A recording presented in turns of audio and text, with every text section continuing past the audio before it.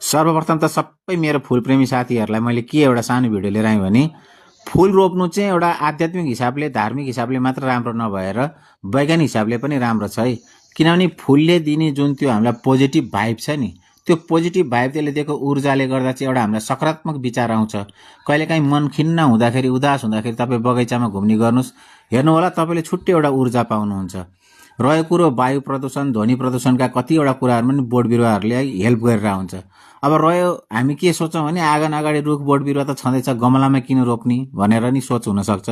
तर गमलामा रोप्नुको एउटा फाइदा के छ भने स्पेसल्ली हामी राम्रो राम्रो फुलहरू मात्र गमलामा रोप्छौँ अनि त्यो बाह्रैमास फुलिरहेको अवस्था हुन्छ। एउटा घरमा देख्दा नि शोभायमान भयो, धेरै फाइदा गर्छ। र यो भिडियोबाट भन्न खोजे मुख्य तात्पर्य चुरो कुरो चाहिँ के छ भने फुल चाहिँ हामीले यसरी याद गर्नु होला कि कुनै पनि काँडावाला फुल चाहिँ घरको ठ्याक्कै ढोका अगाडि या झ्याल अगाडि नरोपेको राम्रो। जस्तो गुलाबका कतिवटा काँडेदार हुन्छ, सिउँडीका काँडाहरू हुन्छन्, यस्ता खाले फुल चाहिँ नरोपेकै राम्रो मानिन्छ। यो चाहिँ आध्यात्मिक हिसाबले है। अब यसका कारणहरू खुलाउँदै जाने हो भने भिडियो लामो हुन्छ। सर्टकटमा भन्दाखेरि साथीहरूले के बुझ्नु होला भने 12 मासे फुलहरू कुनै पनि रोप्नुहोस् जुन देख्दा राम्रो होस्, त्यसले पोजिटिभ ऊर्जा दियोस्, यही नै हो फाइदा। मैले नि यही भएर आज बिरुवा रोप्दैछु। तपाईँहरू सबैलाई पनि यो सेयर गर्न खोजेको कुरो चाहिँ यही हो है साथीहरू।